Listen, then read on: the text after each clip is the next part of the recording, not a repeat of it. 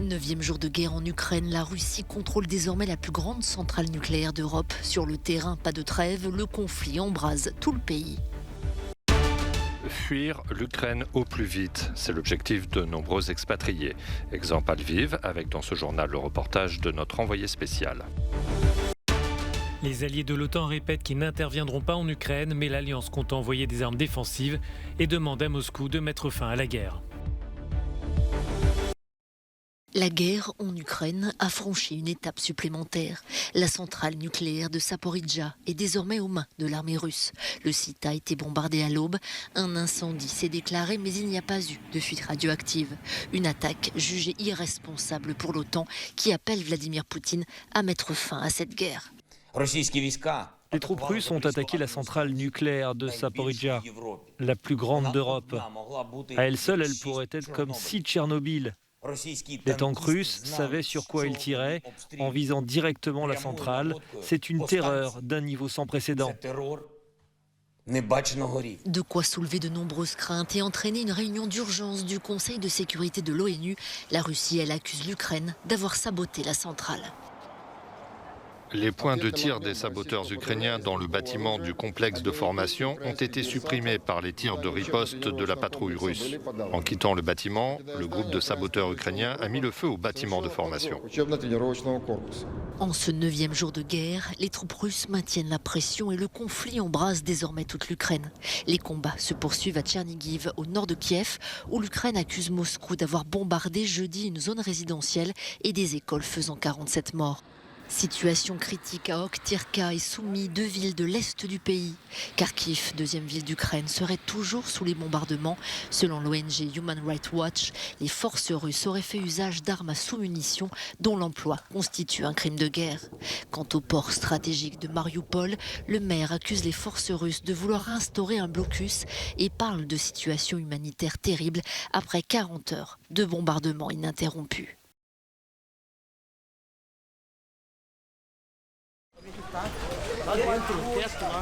Depuis le début des bombardements à Kiev, il y a une semaine, de nombreuses ambassades se sont repliées dans la ville de Lviv, à l'ouest de l'Ukraine. Jour après jour, elles évacuent leurs ressortissants de la capitale et organisent leur départ vers les frontières. Ce groupe est brésilien, il part vers la frontière polonaise, d'où il sera rapatrié. L'ambassadeur du Brésil en Ukraine supervise les opérations.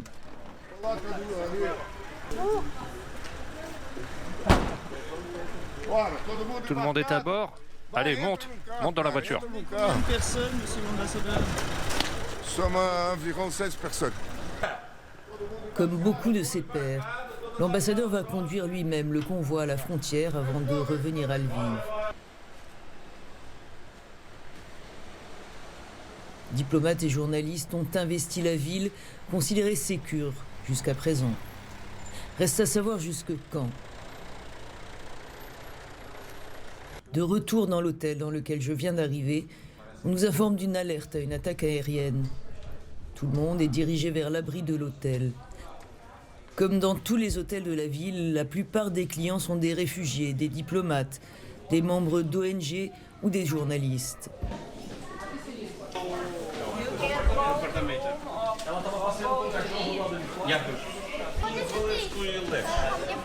L'alerte est de courte durée. Ça n'a pas duré longtemps, mais le personnel m'a dit qu'il y avait eu une autre alerte hier et 6 le jour précédent. Il semble que plus aucun endroit ne soit vraiment sécure en Ukraine.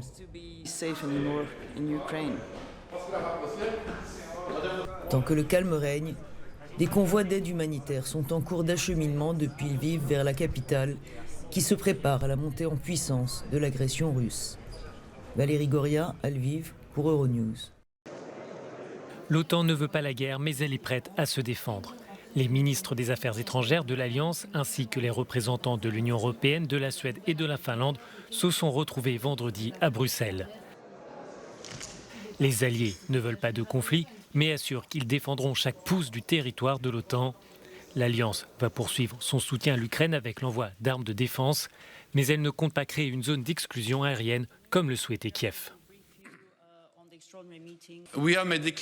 Nous avons clairement dit que nous n'interviendrons pas en Ukraine, ni au sol, ni dans l'espace aérien.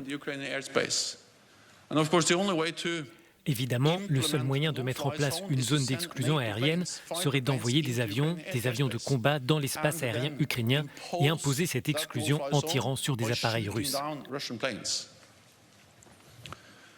Notre évaluation est que nous comprenons le désespoir, mais nous pensons que si nous agissons ainsi, nous pourrions nous retrouver dans une guerre totale en Europe qui impliquerait plus de pays.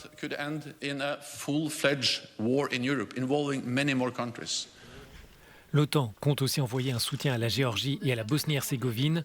Les deux pays pourraient être les prochaines cibles du président russe. Les alliés demandent à Vladimir Poutine de mettre fin à la guerre et de reprendre la voie diplomatique alors que ses forces menaient une bataille sur la plus grande centrale nucléaire d'Europe.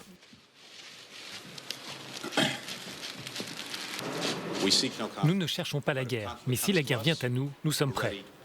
Il y a une part d'irrationnel chez Vladimir Poutine et nous devons en tenir compte dans la gestion de la situation.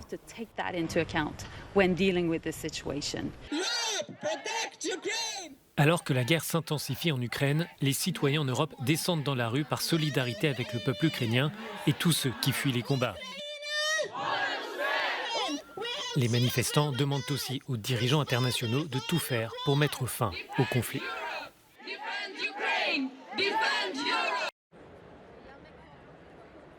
Les start-up sous les feux de la rampe au Salon mondial du mobile à Barcelone.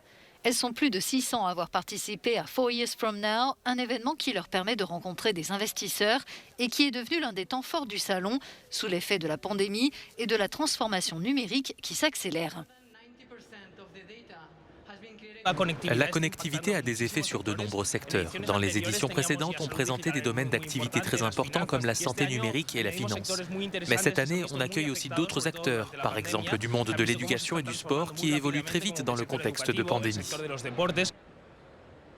Du côté des technologies immersives, la grande tendance, c'est le métaverse, ce monde fictif dans lequel on peut interagir. Cette start-up grecque a inventé un gant qui permet de toucher, avec les sensations appropriées, les objets du monde virtuel. Nous avons créé un exosquelette qui peut suivre chacun des mouvements des doigts de la main. En réalité, la main est un système vraiment complexe qui combine 16 articulations.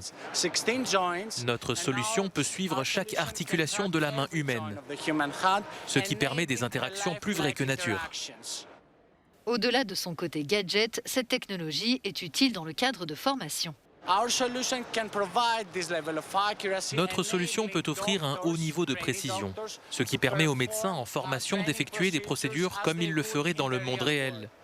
Cela va donc aider à obtenir un meilleur résultat en termes de formation et d'apprentissage. Le monde du sport se numérise lui aussi, notamment par le biais des équipements connectés.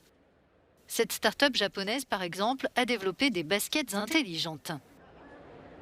Ces chaussures sont intelligentes parce qu'on a mis des capteurs à l'intérieur.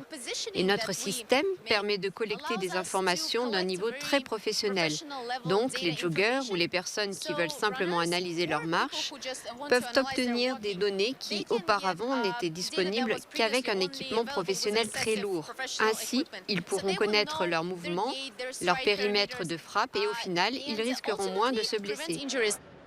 Ce ne sont que quelques-unes des innovations qui ont attiré 61 000 personnes à ce salon 2022, après une édition allégée l'an dernier du fait de la pandémie. Un hymne à la paix a résonné ce vendredi sur les ondes de toute l'Europe. À 8h45 précise, 150 chaînes de radio à travers le continent ont diffusé simultanément le même morceau, Give Peace a Chance, donnons une chance à la paix de John Lennon et Yoko Ono. Give Peace a Chance van John Lennon en Yoko Ono. Un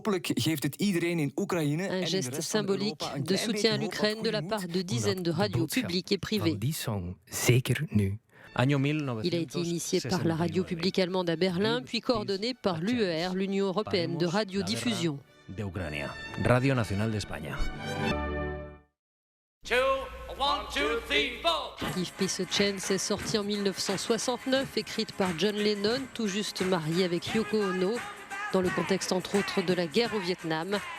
Ils entendaient diffuser un message de paix qui continue de résonner aujourd'hui.